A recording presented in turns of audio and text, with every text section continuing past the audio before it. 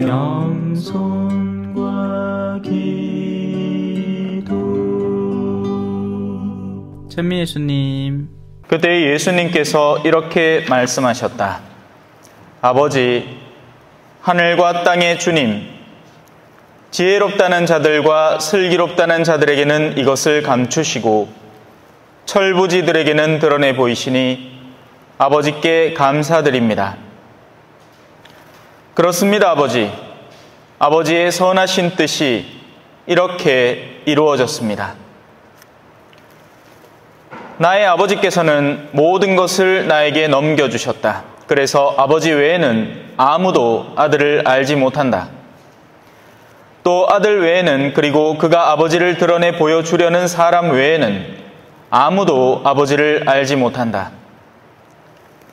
고생하며 무거운 짐을 진 너희는 모두 나에게 오너라. 내가 너희에게 안식을 주겠다. 나는 마음이 온유하고 겸손하니 내 멍에를 메고 나에게 배워라. 그러면 너희가 안식을 얻을 것이다. 정녕 내 멍에는 편하고 내 짐은 가볍다. 주님의 말씀입니다.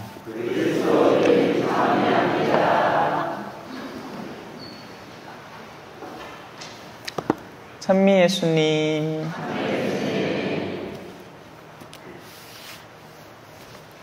술래잡기, 고무줄놀이, 말뚝박기, 망까기, 말타기, 놀다 보면 하루는 너무나 빨라. 너무나 짧아. 가사 틀렸다. 아침에 눈 뜨면 마을 앞 공터에 모여 매일 만나는 그 친구들, 비싸고 멋진 장난감 하나 없어도 하루 종일 재미있었어. 이런 노래, 가사의 노래예요. 예, 하여튼 다 부르기에는 너무 길고, 예, 철부지가 나와가지고 기타 들고 올라가다 귀찮더라고. 이 주임 신부가 좀 깨울봤습니다. 예, 철부지 같아가지고. 자, 오늘 핵심 주제는 철부지입니다. 성경에서 이 철부지라는 단어가 의미하는 것은 우리가 흔히 떠올리는 철부지라는 감각 속에 그냥 모자라고 자꾸 오류를 저지르는 그런 존재를 떠올리면 안 됩니다. 철부지가 의미하는 것은 무한한 신뢰를 가진 이라고 간주를 하셔야 됩니다. 사실 유아기 시절에 우리는 부모님을 무한히 신뢰했습니다. 무엇을 주더라도 입을 딱 벌리고 받아 먹고, 그죠? 예. 그래서 가끔씩 부모님들이 장난칠 때도 있었어요. 그죠? 신 거 이렇게 막 주마. 하고 뭐가.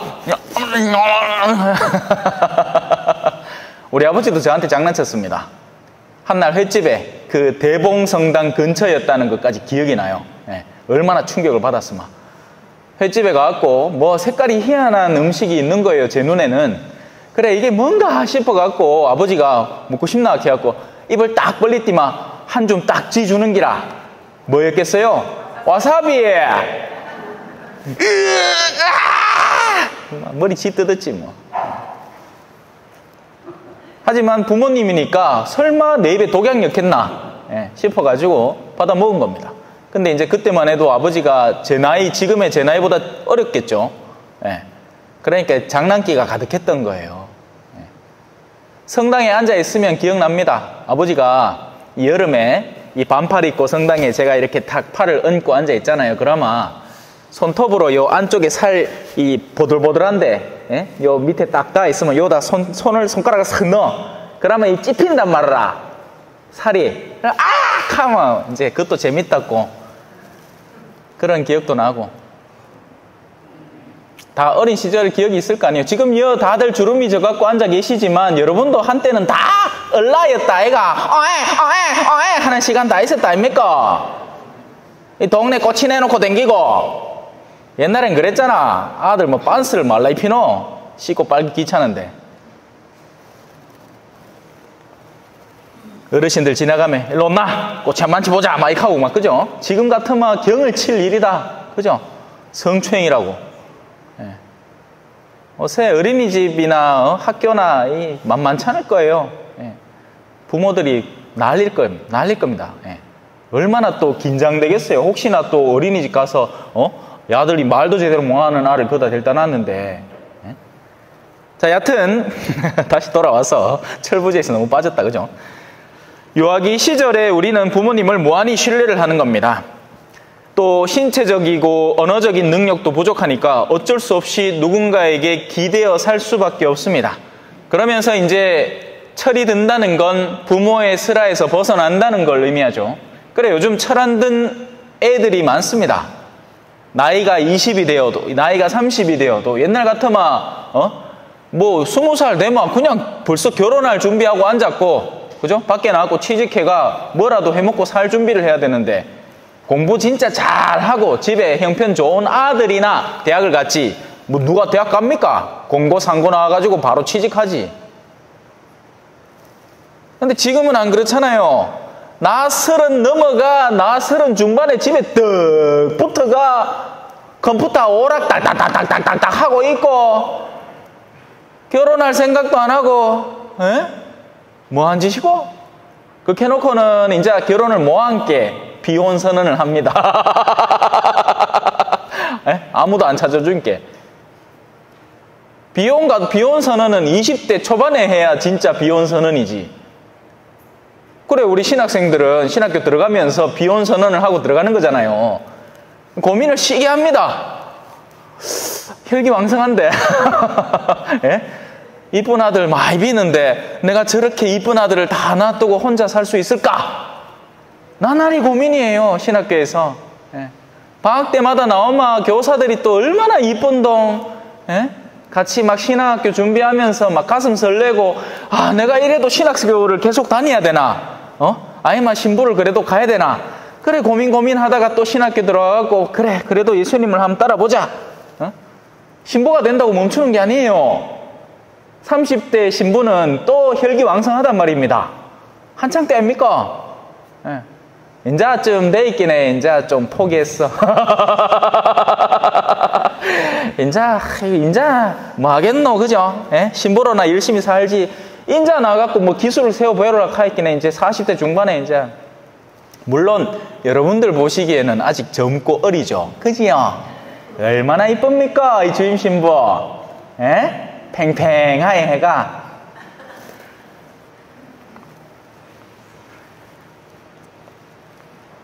온전히 나 자신을 맡기는 상태의 존재.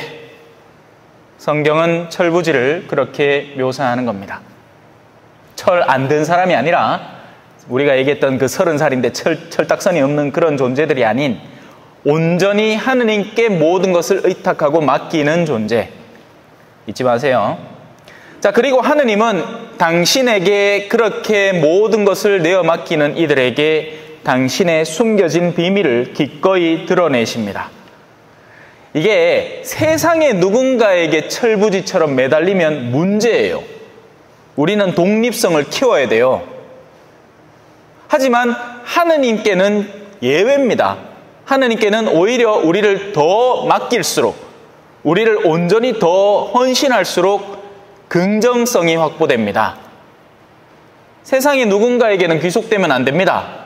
우리는 종속되는 존재가 아니라 우리 독립성을 유지하고 지 빨래 지가 하고 지 설거지 지가 하고 내가 요새 살고 있는 건 맨키로 오늘도 방에 청소하고 밑에 부엌 바닥 닦고 빨래를 2번씩 아니 3번째 지금 벌써 넣어놨어요. 빨래 아침에 이제 새벽 미사 나가기 전에 하나 넣고 들어와서 널고 또 하나 넣고 그 사이에 쉬는 동안에 하나 널고 또 이제 걸레 있잖아요. 걸레 강세이가 가끔씩 찔긴단 말이야 오줌을. 그러면 그거 닦아갖고 또 이제 소량 쾌속 빨래 딱 하고 이불도 그 사이에 아이고 막 너무 오래 썼어 그래갖고 이불 빨래 하고 전에 빨아나가 늘어놨던 거 다시 갖다 놓고 바빴다. 여러분 오리가 우아하게 백조가 우아하게 무리를 노니지만 그 속에는 막 하고 있는 게라 바빠요. 큰 본당 가면 이런 거 없을 텐데, 그죠? 식간자매가 다 알아서 하고, 다 돼 있는 빨래, 그냥 갖다 줘 입으면 되고. 예? 자, 하느님께서는 이렇게 당신께 온전히 의탁하는 이들에게 당신의 숨겨져 있는 것들을 조금씩 열어보입니다. 우리가 지니고 있는 신앙인이라는 그 이름 자체 안에도 내재되어 있듯이 신앙을 한다라는 것은 믿는다, 신뢰한다라는 뜻이죠. 하느님께서 우리에게 주시려는 좋은 것들을, 그것을 하느님은 조금씩 당신께 의탁하는 존재들에게 열어 보여주시는 겁니다. 처음 신앙이라고 나오면 뭐가 좋은지 잘 몰라요. 기껏 해봐야 여러분들이 지금 쓰고 있는, 예를 들어서 흰 수건, 미사포, 저거 하면 나도 써보고 싶다, 이 정도지. 신앙 안에서 우리가 성실하게 신앙생활을 나오면서 신앙의 믿음의 영역, 영혼의 여정을 깨달아 나가면서 이래서 신앙을 하는 거구나 하는 그 맛을 알기까지는 아직 많은 여정이 필요한 겁니다. 어쩌면 지금도 모르는 신자가 수두룩 빽빽해요. 그 여정을 모른단 말이에요. 아니, 공부를 하러 오면서 교과서를 읽지도 안 하는 학생이 어떻게 학생이라 하겠어요? 그 아가 학교에 공부하러 오는 겁니까? 아니면 친구들끼리 못 이갖고 화장실에 짱박히가 담배 피러 오는 거예요? 학생의 본질은 학교에 와서 교육을 받고 배우러 오는 거잖아요. 신앙인이라 하면 신앙의 기본 텍스트가 되는 성경에 대해서 친근해야 되고 더 배우려고 하고 어떻게 살아야 하느님의 뜻에 맞가진 삶인지를 점점 더 확장시켜 나가야 맞는 거 아닙니까? 근데 아닌 신자들이 많죠. 그러니 습관적인 신앙 행위를 할 뿐인 겁니다. 신앙의 미묘한 맛도 모르겠고 그냥 내 나면서부터 엄마 아빠가 성당 댕기고 나도 그냥 버릇처럼 댕기는 것 뿐이에요. 그래서는 안 됩니다. 우리는 하느님 앞에 우리를 온전히 의탁하는 철부지이지만 철두철미하게 우리의 독립성 속에서 그 신앙의 영역을 캐나가는 열심한 일꾼이기도 해야 됩니다. 자, 다시 돌아와서 그래서 하느님이 무엇을 주시든지 우리가 감사하게 받아들이고 하루하루를 성실하게 살아가야 됩니다. 여기서 말하는 무엇이든지라는 말 속에는 뭐가 들었는지 알겠죠? 좋은 것만 있는 게 아닙니다. 세상에는 좋은 것만 받고 사는 존재는 없어요. 참외가 암만 애를 써갖고 돌보지만 또 그 안에서도 나름 견뎌야 되는 영역들이 존재하는 겁니다. 어떤 작물이든 고통이 함께 가야 크죠. 완벽하게 뭔가 환경을 조성해 놓으면 오히려 더 약해지고 죽어버리는 게 세상을 살아가는 존재들입니다. 흔히 세상 사람들은 우리 신앙인들을 어리석고 멍청하다고 생각을 합니다. 겉으로 보면 안 그렇겠어요? 뭐 성당 들어오면 허연 돌비로 만든 데다가 인사를 꾸벅꾸벅 했어? 자들 왁하노 안 가겠나, 그죠?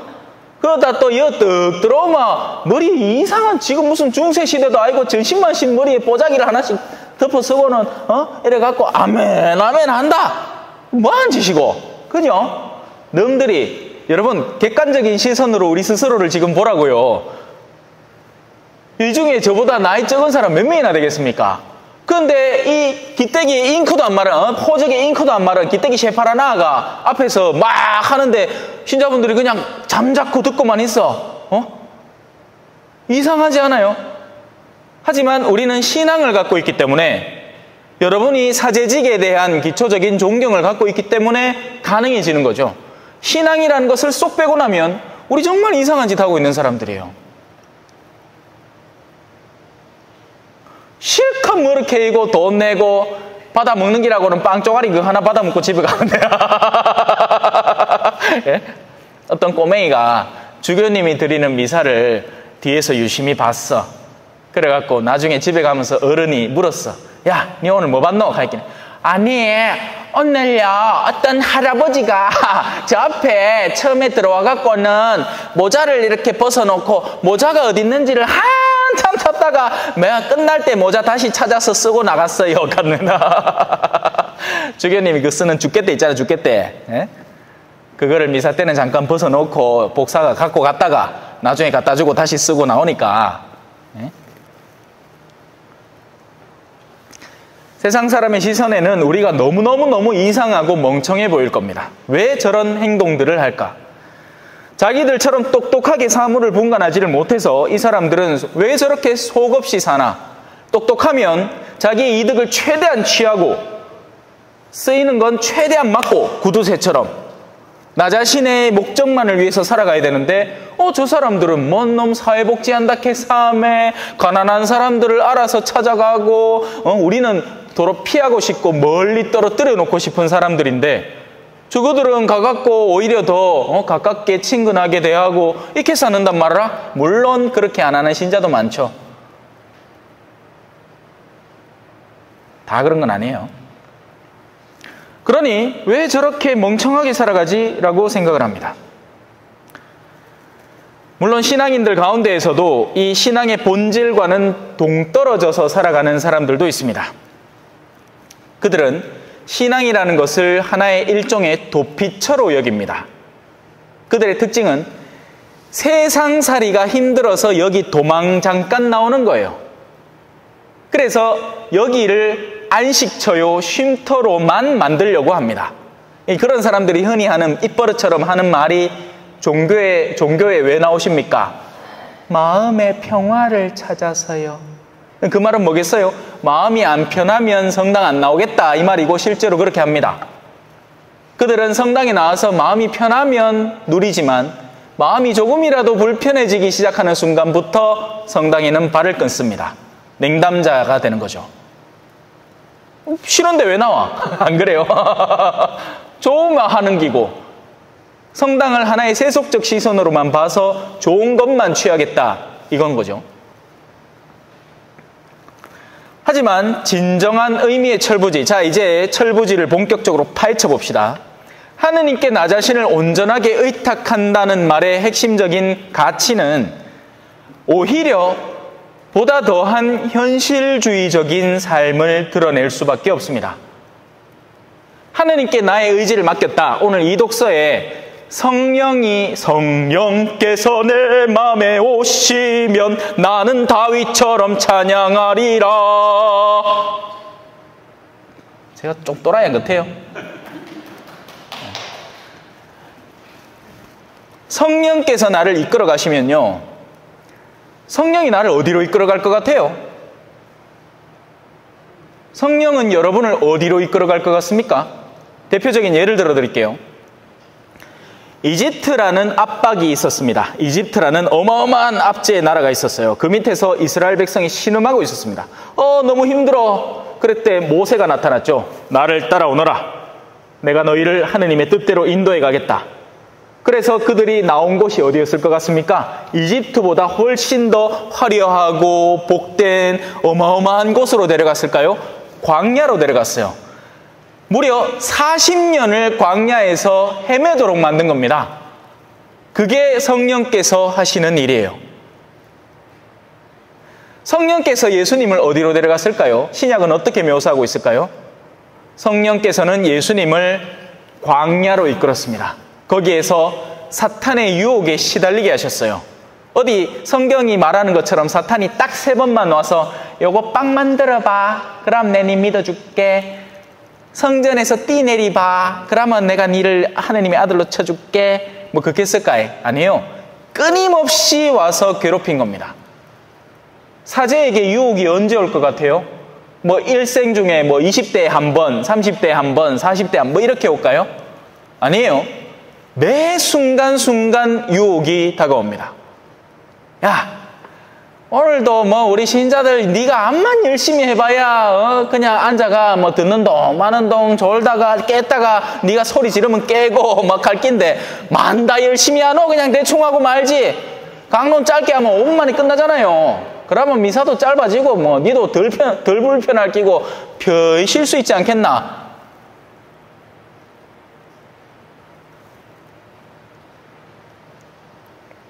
사람들은 저를 착각합니다. 제가 앞에 나서서 이야기하는 걸 즐긴다라고 생각을 해요. 과연 그럴까요? 모든 순간들이 그럴까요? 그럴 때가 있습니다. 언제요? 제가 특강을 나가서 사람들이 와 하고 막 박수 쳐주고 하면 재미있어. 근데 다 그렇지 않아요. 어떤 때는 정말 냉한 가슴들을 만납니다. 저 서울에도 다양한 본당들이 있는데요. 그 가운데 정말 교만한 본당도 있습니다. 그런 데를 잘못 가면 진짜 함 해봐라 이랍니다. 우리 본당은 이제 기력들이 떨어지셔서 표정들이 조금 이렇게 깔아앉아 있는 기고, 그래도 그런 대놓고 교만함은 잘 안 보여요. 그냥 생이 좀 피곤하신 기야.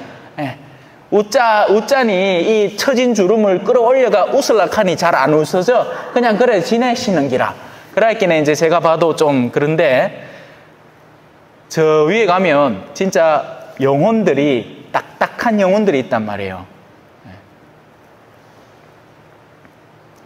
절대 철부지가 될 수 없는 사람들인 거죠.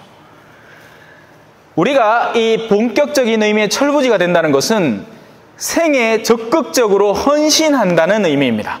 우리는요, 인간은 본성적으로 서면 뛰면 걷고 싶고, 걸으면 서고 싶고, 서마 앉고 싶고, 앉으마 눕고 싶고, 누우만 자고 싶은 게 인간이에요. 그게 인간의 본성이라고요. 하지만 성령은 우리를 자꾸 한 걸음 더 앞서게 만듭니다. 계단을 한 걸음 더 오르게 만들어요. 전에 있던 영역에서 한 걸음 더 나은 방향의 계단으로 우리를 이끌어 간다고요. 하느님은 당신의 자녀를 너무너무 사랑하시기 때문에 그 자녀가 완성되기를 바라십니다. 그래서 우리 주변에 우리를 자꾸 성가시게 하는 무언가를 상시적으로 두세요.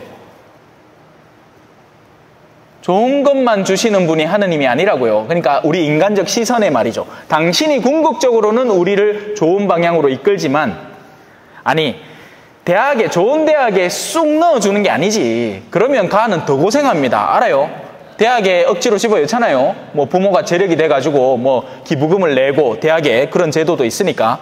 그래 아를 그 좋은 대학에 집어넣잖아요. 그러면 가는 24시간 고통당합니다.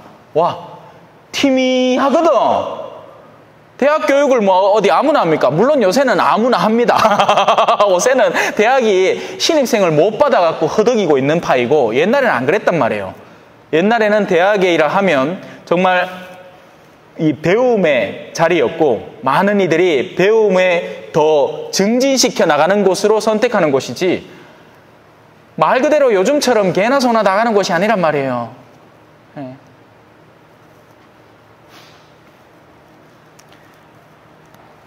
철부지, 하느님 안에서의 철부지로 살아간다는 것은 가장 현실적으로 현실을 받아들이면서 그것과 반응해 나가면서 나 자신을 일깨워 나가고 더 깨우쳐 나간다는 뜻이에요. 그게 신앙 안에서 철부지됨의 본질적인 의미라고요. 신앙을 가진다는 것은 무지해진다거나 무식해진다는 이야기가 아닙니다. 그래서 우리는 그걸 경계해야 됩니다. 적지 않은 신앙인들 중에 그냥 신앙이라 하면 무조건 아멘, 아멘 하고 보는 경우도 있습니다. 안 돼요. 그 아멘 하는 신앙이 나를 도리어 죄악의 구렁텅이로 밀어넣고 있는데, 그걸 가지고 아멘, 아멘 하고 같이 따라가면 안 됩니다. 그때는 식별력을 가지고 아닌 건 아닌 줄 알아야죠.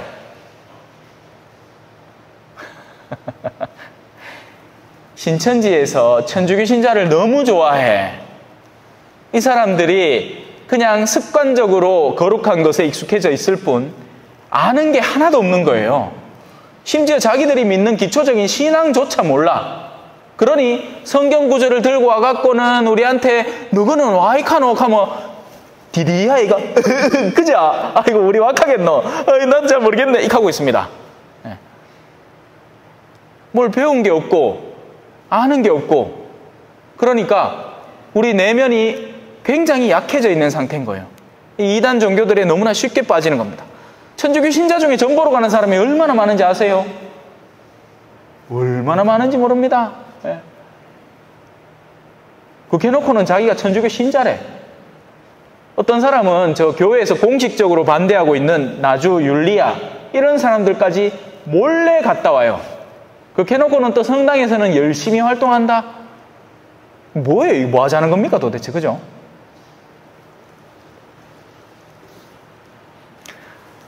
우리가 신앙을 가진다는 것은 그렇게 무식해진다거나 현실 감각을 상실한다는 의미가 절대 아닙니다. 신앙은 항상 비행기에는 양날개가 필요하고요. 하나는 신앙이라는 날개고 하나는 이성이라는 날개예요. 이 두 날개가 올곧게 서 있어야 우리는 올바른 비행을 합니다. 신앙은 하나도 없고 머리만 잔뜩 키워놓으면 이 비행기 추락합니다. 그런 사람들이 가끔씩 발견이 됩니다. 뭐 엄청 배웠어. 신앙 안에서 줄줄줄줄 꽤. 근데 믿지는 않아. 심지어는 도올이라는 사람도 그죠? 지가 뭔 자격으로 요한복음을 강해합니다. 그 강해를 들어보면요, 뭐 엄청 지식적인 걸 잔뜩 서술하는데 신앙이 하나도 없어요. 그 사람 추락하는 거죠. 거꾸로도 마찬가지입니다. 이게 우리의 평균적인 신앙의 상태죠. 아는 게 별로 없어요.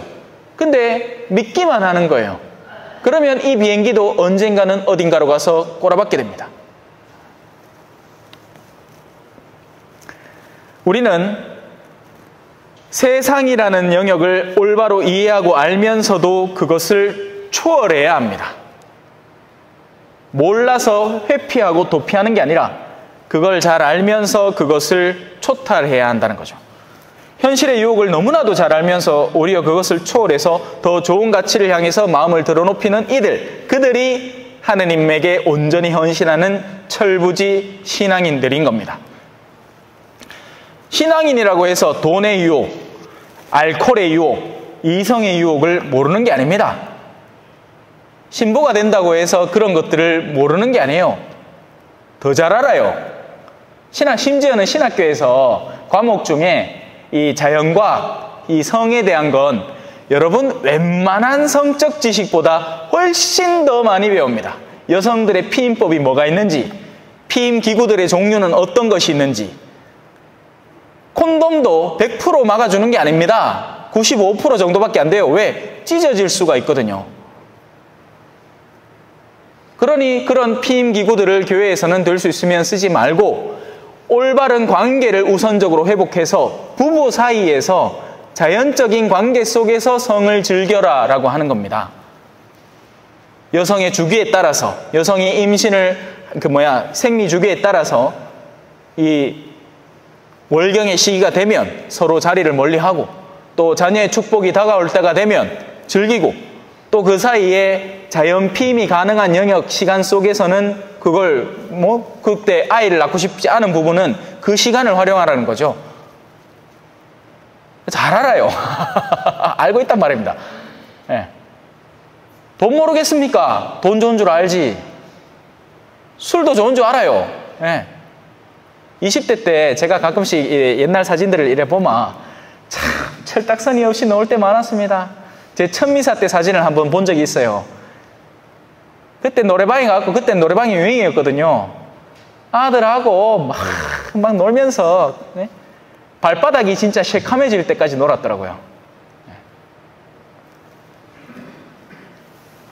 그걸 잘 알면서도 그런 것들을 초탈하고 초월해 나가야 하는 거죠. 거기에 꾸준히 머물러 있어서 혹은 그보다 더 심하게 빠져들어서는 안 되는 겁니다. 오늘 복음의 한 구절은 세상 사람들에게도 나름 유명한 구절이죠. 고생하며 무거운 짐을 진 너희는 모두 나에게 오너라. 내가 너희에게 안식을 주겠다. 하지만 이 말의 의미를 아주 너무나 가벼운 영역으로 치부해버려서는 안 됩니다. 그냥 성당 오면 무조건 제가 앞서 얘기했던 마음의 평화를 주겠다, 이렇게 해석해버리면 안 됩니다. 성당 오면 쉬고 편안한 곳이구나. 근데 갑자기 신부님이 형제님 우리 성당에 봉사자가 필요한데 뭐 좀 맡아주시겠습니까? 하면 갑자기 불편해지죠. 그러면 성당은 못 나올 곳이 되는 겁니다. 그죠? 아니에요. 그런 게 아니란 말입니다. 안식의 본질은 그냥 너희를 마냥 쉬게 해주겠다. 일 안 해도 된다. 뭐 아무것도 안 해도 된다. 남편으로서의 본분을 안 해도 된다. 주임사제로서의 본연의 역할을 안 해도 된다. 그냥 방구석에 들어가 쉬라. 성당 나오면 무조건 쉬게 해줄게. 이 말이 아닙니다. 자, 앞서 제가 얘기했죠. 뛰면 서고 싶고, 서면 앉고 싶고. 자, 이 단계가 담고 있는 비밀은 뭡니까?